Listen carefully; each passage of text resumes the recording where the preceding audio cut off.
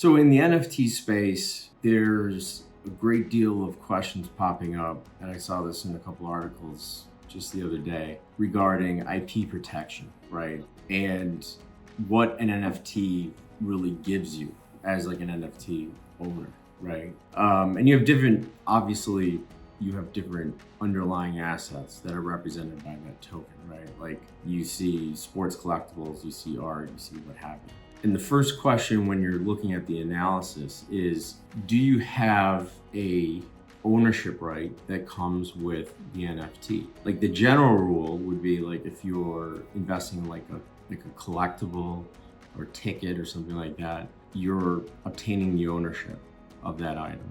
In the art world, it's a little more gray because the question becomes, are you obtaining an ownership interest in that, or are you obtaining a license, right? Because a license by itself isn't necessarily ownership. License is by contract the ability to use something, right? And part of the problem, right, I think the biggest problem with IP protection in the NFT space is that the content creators don't take the requisite steps to protect the IP in the first place, right? Like what you have is like somebody has a piece of artwork or even a digital design and they don't copyright it. They don't spend the $170 to copyright it, but they'll go sell the NFT for $400,000, but they never copyrighted the stupid, piece of artwork, right? It's crazy. It's absolutely insane.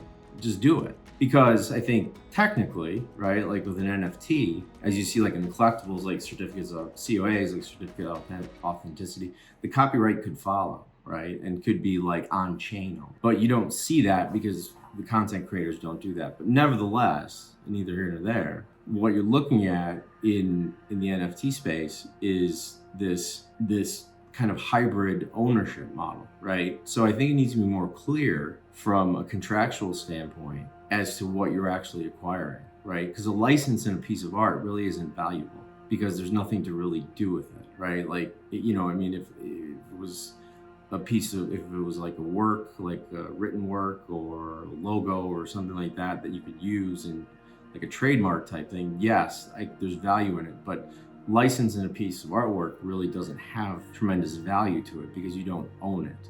So there has to be some kind of attempt to solidify those IP rights and then actually transfer ownership of that solidified IP right in the transaction involving the NFT, right? So I think, we've gone so fast, like the market's moved so fast and the market continues to move so fast. And like you see these exorbitant fees for like, nothing. And it's great, but it starts with the content creator. Like these content creators need to take the requisite steps to solidify their IP rights before they sell something that they can't otherwise really sell. Like they're just selling the rights to the image. They're not selling the image itself, right? And that's a huge problem because I think you're going to find as we go farther down the road in NFTs and litigation starts coming up, right? Because especially like with crypto where there really is no defined like statutes that deal with it, in NFTs, you're going to find that the law